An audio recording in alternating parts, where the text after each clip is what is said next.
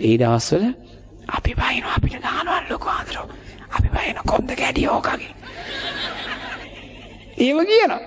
අපිට ගහනකොට අපි කියන අයියෝ නායකවරු පට්ට ලෝභය වල්නවාකෝ මෙලෝ දෙයක් දැන් හිතෙනවා ඒව හැදුවේ ඉඳලා අද අපි මෙහෙම ඉන්නේ කියලා. ඉස්සර ටීචර්ම ගහනවනේ වැඩියෝක පඩිපෙළ වැටිය පල්ලේ කියනවා ටීචර්ට. ඒ කාලේ ඉස්කෝලේ යන කාලේනේ පීරියඩ් කීයක් දෙනවද පන්තියේ පීරියඩ් 8ද 10ද 8යි. ඒ කාලේ පුතේ ඕගොල්ලන්ට වගේම තමයි ගණන් පීරියඩ් එකේ හැදෙනවා චූබරා කම්මෝ.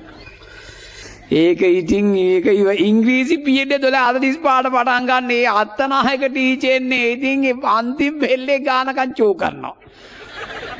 ඒ ප්‍රතිඵල දැන් තියෙනවා. ඒ හින්දා මේ රත්තරන් සාසනේ මේ පුංචි හාමුදුරුවෝ මේ පොයි දවසට පිරිත් කියන්න දාගන්න බණක් කියන්න දාගන්න. ඒවා ලොකු වත්කම් සාසනය රැක ගන්න. බොහොම ආදරෙන් කියන්නේ. ඉතින් මට මේ සිවුරේ ලොකු මහත්තයෝ ඉච්චර වටින්නේ නැහැ. මේක පැද්ද දාගොත් නැහැ. මට එහෙම පිස්සුවක් නැහැ. තියෙන එකක් ඇඳගෙන ආවා.